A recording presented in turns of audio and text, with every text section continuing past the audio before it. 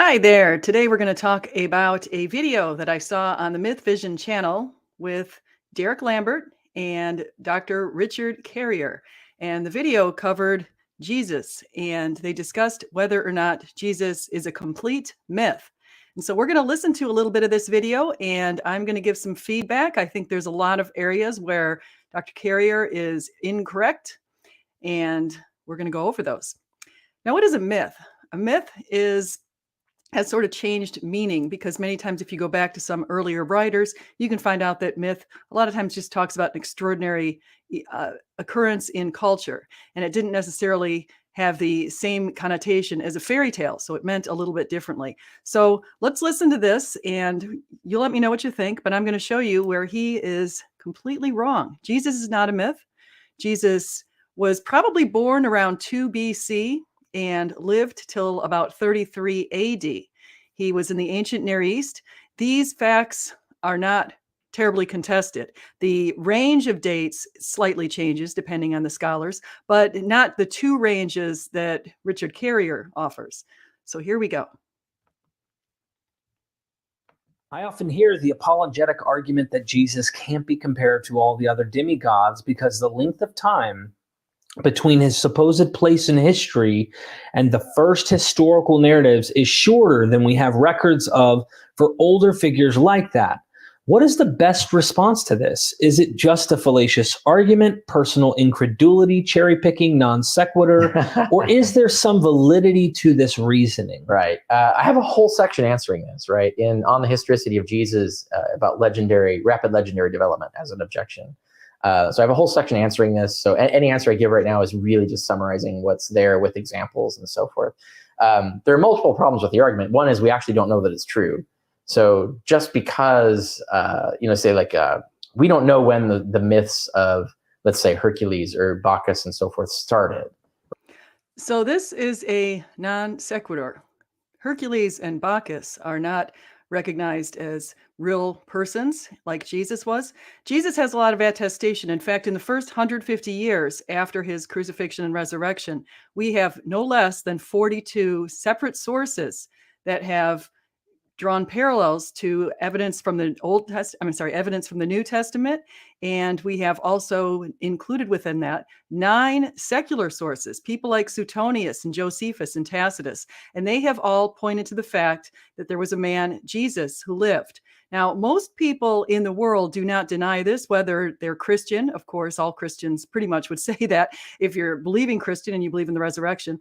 But if you're even Jewish or you're Hindu or you're Buddhist or you're agnostic or whatever you are, there's only a teeny little subset of people who deny Jesus's historicity. And I'm not even sure Carrier is among them, because I think at times I've heard him say that he would give some sort of probability to Jesus being around. But there's only a teeny little subset of people. They all happen to be atheists. And there are no, as far as I know, from what I've heard, there are no university tenured professors in any related field who would claim that Jesus did not exist. It's just not something that people would do. And the other thing is Dr. Carrier is going to make he's going to throw out a lot of, you'll see. Right. Like we have much later documents that long postdate how these religions and these myths were circulating. So we actually don't know how soon, like within the times that they were set, that these stories were built. However, that's a weak objection because I think it doesn't matter. The length of time is irrelevant. Generally, when we see myths like this, about 40 years is a typical time for a total myth like this to arise. So before he gets on with that, let's just think about that. People live long past 40 years. Now, he's going to point to the fact that in these times, in the earlier times, in ancient times, of course, if you made it past childhood, the average age was 48. Even if the average age is 48, you still know that you'll meet people within a wide range of ages throughout your life. And so you might meet people who are much older, much younger. But for a myth for somebody to say that a man named Jesus walked the earth, died, and was resurrected, and to develop an entire legend within one person's lifetime or within a number of people's lifetime is to not give any credibility to the people themselves. Now, he's going to bring up 3, what he calls comparables. And one of the comparables I could not find information on. The other 2 comparables I found information information on and can easily be refuted. But when I went to look up the length of time that it takes to develop legends, I didn't see any of this rapid legendary development that he asserts. Instead, what I saw in numerous sources was that legends take a few hundred years to develop, at least 100 years, because you'd want to get away from single people's lifetimes and into different sets of people's lifetimes. So for him to make the claim that within 40 years we're seeing that. Now, why does he pick the number 40 years? One of the reasons is because the assertion from some agnostics that the gospel authors authored their texts after the year 70 because they can't fathom the idea that Jesus could predict the fall of the temple as he did, which occurred in 70. And so they claim that the authorship of the gospels comes after that. Now, I can accept that the Gospel of John possibly was written after the year 70, but I think we have a lot of evidence that I've cited in other videos that the other Gospels were written prior to that. Specifically, we don't have any mentions in the Gospels of two of the martyrdoms of the most important people in the book of Acts, which is connected to the Luke's Gospel. We don't have any evidence of the supply of the mention of Peter and Paul's martyrdoms. And we do have mention of Stephen and James martyrdoms. So given the fact that Peter and Paul are the main stars of the book of Acts, if you want to call it that, we would think that they would include that information, that Luke would have included their martyrdoms. However, he didn't. He also says that Acts was written after Luke, and many scholars believe that Matthew and Mark were written prior to that. And so by that evidence alone, I would suggest, because Peter and Paul were martyred in the early 60s, I would suggest that the authorship of that book occurred before that. But anyway, I'm kind of going down a little bit of a tangent here. I'll get back to what he says, and let's listen to his examples that he tries to use to claim that Jesus is on the same level of these sort of rapid myths. Let's listen to the non-comparables. And I give multiple real world examples in there. So we've got the Roswell myth as a classic case. Okay, so he's going to mention the Roswell myth as a classic case. Just to let you know, Roswell, let's just get into Roswell. Roswell is a UFO crash that occurred in New Mexico in 1947. The idea that some people believe that there was a UFO crash is not equivalent to whether or not Jesus walked the earth, and whether or not he resurrected, and whether or not the information that we believe is true. Let's not forget the earliest apostles during Jesus' resurrection, many of them, with the exception of John and his mother Mary and other Marys, many of them were not present at his crucifixion. Peter had denied him 3 times. They were hiding out. So then what happened? Well, then Jesus appeared to them. He appeared to them over a period of 40 days. He appeared to them in groups, or he appeared to them alone. He appeared to Peter by himself. He appeared to Mary Magdalene by herself. He also appeared to James. So we have some very important appearances. And then he appeared to them in a group as the 12, or you could say the 11 at the time. And he appeared to them to a much bigger group of people of 500. Now, if he appeared, and if this is not something they just conjured up in their minds, we would expect that the apostles would change their tune a little bit. If they suddenly saw evidence that life can go on after death, perhaps they wouldn't be as scared of death. And we see that evidence in the way that many were martyred, in very gruesome ways. Tradition says that Peter was martyred by being hung upside down on a cross. He didn't want to be hung the same way as Jesus. He didn't feel that he was worthy of that.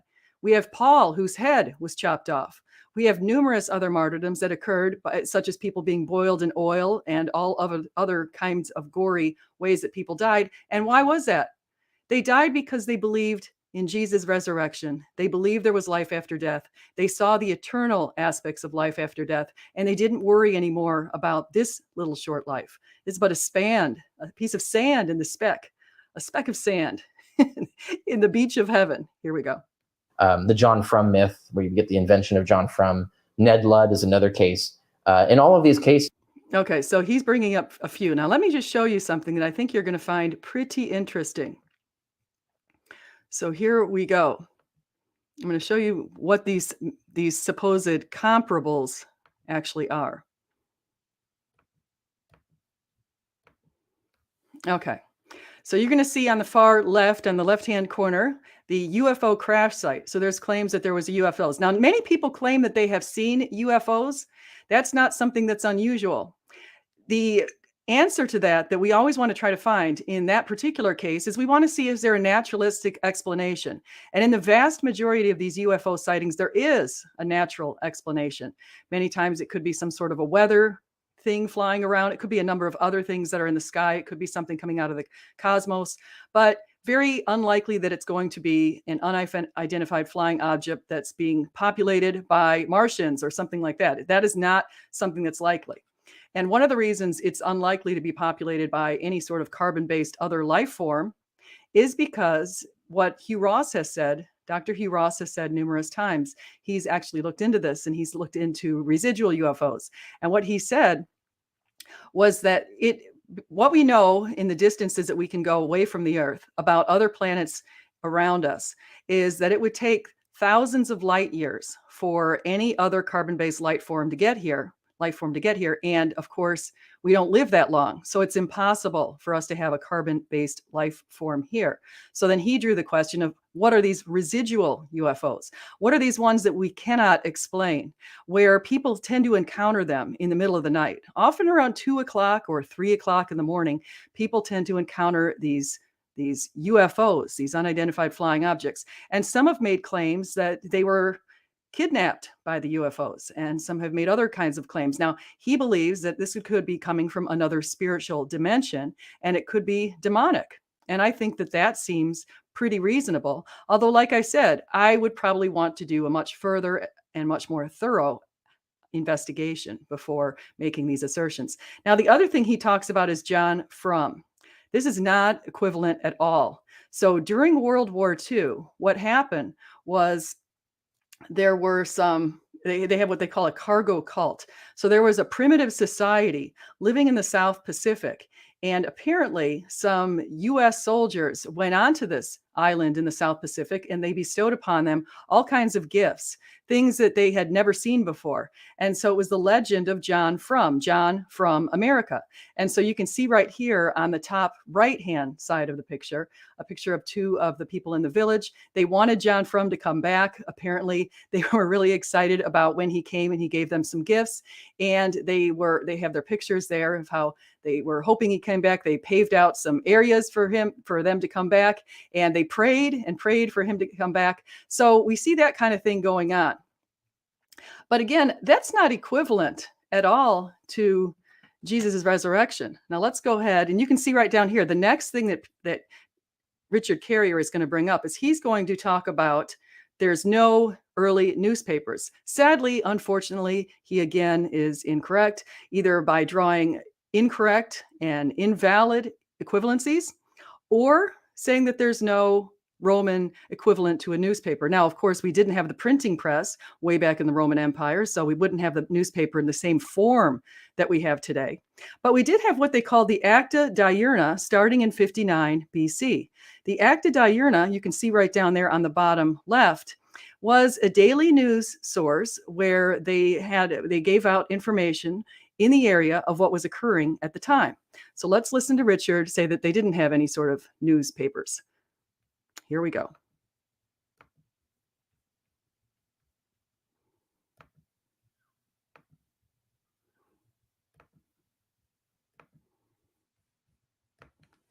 They all get invented in roughly the same timeline as Jesus, and I think that has a lot to do with the fact that the rate at which people naturally die, right? So and all of these things tended to happen before we had long lifespans like we have now. People did have long lifespans back then, but much more rarely. So the average life expectancy was roughly 48. Now, I don't deny that. I think that that's totally reasonable. So that's fair that he says that. Of course, we know even going back in our own times, going back to the 1940s, the average lifespan for males and females here in the United States, for example, was in the 60s. So we do live a lot longer these days. That's true. Dietary changes, all the different disease modifications, things that we've been able to eliminate due to various sorts of medicines that we've come out with. So that is definitely true. But there were some people who lived pretty long. And of course, people do not live in a vacuum. They live amongst other people. And so you could be chatting with other people, finding out things going on if you lived back in those times, just as if you live today. If you survive childhood. So, that means half of adults are dead before they're 50. And so this radically changes how much access to past memory that you are going to have. And then you add in the fact that people aren't critical thinkers. They aren't educated. So that's about as low as it gets. They aren't critical thinkers. I'd like to see the evidence that Richard Carrier has that people aren't critical thinkers. Weren't critical thinkers back then. They weren't educated. Again, making a sweeping generalization that is completely false. Certainly there were people who were critical thinkers. Don't forget that a few hundred years prior to this time in the Roman Empire, we have the Greek Empire, and under Alexander the Greek, Alexander the Great, we have people like Aristotle and Socrates and Plato, and certainly he would be giving them credit for having critical thinking skills. And of course, there are many other people during that time who also evidenced critical thinking skills. Paul, one of the apostles, the one who discovered Jesus on the road to Damascus, he certainly exhibited many aspects of critical thinking in his writings. And so did the other authors of the New Testament. But I digress. Making these statements is, again, a faulty generalization. There's no newspapers to rifle through, right? Okay, so he just says that. And the strange thing is, I believe he has a degree that is related to this particular window of time. But again, I guess he must have missed the Roman Acta Diurna. I just showed you a picture of it. And so, yes, they do have newspapers back then. It's just not newspapered exactly the same form as ours now. It's on tablet. So the invention of legends is actually quite easy. It's actually easier in first century Judea, first century Roman Empire, than in the 20th century when we have John Frum, or the 18th century when you have Ned Ludd.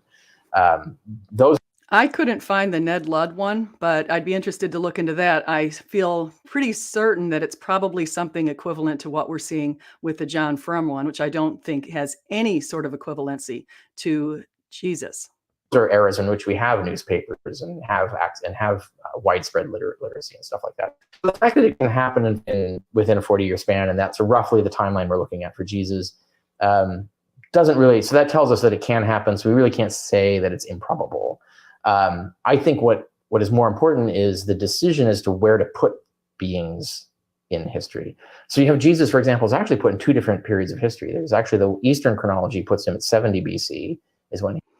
So he's saying the Eastern chronology puts him at 70 BC. I would love to see the sources that he has for that. And he might have some sources that say that, but I could not find anything that said that. All I could find in numerous places, I've got a historical atlas, I've got all kinds of other secular pieces of information, history books, other places that you can go to find out when Jesus was placed in history. And of course, I am in the West, but in the West, we definitely place him around somewhere between, most people agree it's between 30 and 33, although I would say 33 for his death. But here we go. He dies. Western chronology is the one we're more familiar with, which is under Pontius Pilate, right, which is 30 AD. So they're about 100 years apart. When you look at a lot of the other heroes, they're put close to or in the vicinity of the Trojan War, or what was believed to be the date of the Trojan War, because that was politically relevant. Romulus is put at the believed date of the origin of Rome, because that's politically relevant. Now, Romulus and Remus did not come about till much later. Again, people tried to figure out their origins during that time, and a lot of times they would create a named person who was sort of a mythical person who was around that they could explain their origins, and the Roman Empire did that, claiming that Romulus and Remus, it's a story where they were born under a particular god. I think it was Mars, because they wanted to lend them some credibility. However, again, this legend isn't equivalent because it came about way later, and that, so. So it's not really so much the length of time that's the issue, right? Like, so it can be a long time, it can be hundreds of years, or it can be 40 years. The decision isn't really based on how much time you have to wait for it to be possible. The decision of what time to put someone in has to do with the politics of what story you want to tell about them. Where is it important to put them? And so it's usually at the origin of whatever they represent. So if the religion began in the 30s AD, and there's evidence to suggest that it did, even if Jesus didn't exist, for example, there's evidence that it began in the 30s AD. Now, maybe it began 100 years earlier, I don't know. But the preponderance of evidence suggests 30s AD. So that's where you're going to put Jesus, right? You're going to put him there. So really the only challenge there is, would you get away with it? And, in other words, because the only remaining argument is, could you get away with it because of the recency of the time? And the analogy that I put in Jesus from Outer Space, which is my latest book, and it comes from an article on my blog, but it's in Jesus from Outer Space, is that let's forget about historicity for a minute. Let's just talk about physical resurrection of Jesus. Before he does that, let's look at how outlandish his ideas are. Okay, you have a man that was crucified between 30, he says 30, many others say 33. I've seen much more scholarly work to indicate 33, and also support of that date because of things such as the earthquake that occurred in Jerusalem on that date. We have geological evidence from that in modern journals that's been by seismites and all sorts of other things that are in the Dead Sea Basin. But that's the year 33, and also the other support for the year 33 is what's written in the Gospels about the timing of the Passover. But anyway, so he's in 33. You have some people who were just born around then. You have people like Josephus, who was born just 4 years later. You have people who were born a little bit before that, 10, 15, 20 years before that. You've got the apostles, probably in a range of dates. You have any sort of followers, kids and children and grandchildren. You all have all of these people in this time frame. Now, he's acting as if everyone's gone within 40 years. He forgets that Paul started his preaching probably within 5 years of Jesus, maybe even sooner. Some people think it was a lot sooner than that. So you have people in the 30s who are disciples, who are sharing the good news. They're going around and telling other people. 10 years later, still occurring, still talking to peers. 20 years later, still occurring. 50 years later, still occurring. 40 years later, you've got all kinds of a population. You have people you could go to who are the original sources, who are eyewitnesses at that time. If you want to try to make a claim to legend, you would have to put it way out past any sort of eyewitnesses. And he can't do that within a 40-year period. It's simply not possible. And it simply didn't happen. So let's listen to what else he has to say. So I also want to say hi to people in the chat. I've got Chris, James Apperson, Hunter Biden's laptops. Yes, where are Hunter Biden's laptops? Slam RN, so good to see you. Mythvision, oh, look at you. Liar Lambert. Oh, did I call you? I didn't call you Liar Lambert. So I did not call Derek, for the record, Liar Lambert. I don't even think in this evidence, in this particular video, I think he's mainly listening to Richard Carrier. So here we go. It's absolutely clear that in Paul's day, I'm talking the 50s, that Jesus was never met physically resurrected. That he was. Even Paul, and a lot of people forget this, they know that Paul encountered Jesus on the road to Damascus because that's written 3 times in the book of Acts. But many of them didn't go to Acts 23, where Jesus appeared to Paul to comfort him. This occurred later while Paul was doing his discipleship. Paul was going around preaching, and Jesus appeared to him physically. And he said that. Jesus stood next to him and comforted him. And so we have that. We also have people who lived in the 50s who were eyewitnesses to Jesus just a short period before. It's only 20-year separation from when Jesus was crucified. So you do have that. They were encountered in hallucinations and dreams that they themselves regarded as revelations. They did not touch the hands of Jesus and have dinner with him. Right. So we say, and multiple gospels do attest, that Jesus sat down and ate fish and did appear to his disciples, again, in multiple forms, multiple times, over a period of time, in multiple places. And he did eat with them. And he did that to exhibit the fact that there was a certain physicalness to him. And those eyewitnesses, again, just remember, we know Peter and Paul lived into the 60s. And the belief is that Luke lived somewhere around there too. And Luke also, by the way, was martyred, in case you didn't know that.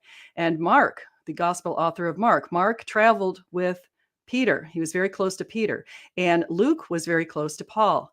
And many others were associated then. You also have the very first, second, third, the popes of Rome, the bishops of Rome. It also goes back to then too. That didn't even exist then. And yet within 40 years time, less than 40 years time, 20 years time, Mark is talking about an empty tomb. Within 30 years time, Matthew is talking about a Jesus showing up on a mountain. 40 years time, you've got Luke, they're touching his hands and having fish with him. If that could happen to the dead Jesus, right? So what he's doing is he's trying to say that because these gospel authors wrote their material later, that they invented the things that they wrote about during that later period of time. They're saying, okay, 40 years later, he thinks this, but that's not exactly how it happens. When you write a biography, about somebody else, or you write an account of events, or you write a history, you go back in time. It doesn't mean that you fabricate things and make things up. And in fact, if you think about it, these people, these men, were charged by God with authorship. They felt inspired to write. God influenced the writing. God, certainly all of Scripture is God breathed. That's what the Apostle Paul says. And so you have these people who are inspired by God. That also means you feared God. They would not dare invent things and put it down into the Bible. The Bible's the best-selling book on the planet, and it has been for a very long time, and for very good reason. You can see that from the Guinness Book of World Records. But it's because these men wanted to tell the truth, whether or not it sounded like an ugly truth, like the ugly truth that Peter denied Jesus 3 times. Jesus told Peter, "On this rock I will build my church. You are Peter, on this rock I will build my church, and the gates of Hades will not prevail." And yet Peter denied him 3 times. How embarrassing. But they wrote that kind of information down because they truly believed what happened, and they were in the unique position to know whether or not what they believed was true. They wouldn't dare create things. They wouldn't do that. I don't know why people don't seem to understand that concept. But I guess if you don't feel the fear of the Lord and you don't believe in that, then you might think that you can make all kinds of claims and all kinds of, and that people would lie with absolutely no motivation. There was no sex, no money, no drugs, no power, no fame, no fortune, nothing. All they got was a ticket to heaven, which is pretty awesome. And they believed it. They truly believed it because they saw the man from heaven. You can invent an actual dead Jesus walking around in that time. Well, it's easier to invent the rest of Jesus, right? So the timelines are actually the same in terms of this invention. So it's very clear that you can invent whole people in a matter of 40 years, including, resurrected Jesuses. So I think I'm going to end right there because I think that this is where it gets really silly. I think that they are really going out on a limb to try to deny Jesus. Again, like I mentioned before, if you go into any university, look at the staff of faculty who are teaching in related areas in history or any place else, and you will not find a tenured university professor who believes that Jesus was merely a myth. You won't find that. Merely an invented, crafted myth, invented by the gospel authors who had no motives to invent him. And so, in fact, they're gruesome, grisly deaths. That's hardly a motivation, knowing that they were going to be crucified, or they were going to be burned to death at a torch under people like Tacitus, or they were going to be paraded around a bunch of animals and eaten in the Roman Colosseum. Their fates were pretty grisly, but they had seen heaven, and that made all the difference. So I'm going to say thank you to everybody who came in here today. I even really appreciate the fact that we see Mythvision podcast, Hunter Biden's laptops, James Apperson, and Shane Haynes, and I saw Susan a little while ago. And so thank you, everybody. Just remember, whether you eat, drink, or whatever you do it all for the glory of God. Thank you.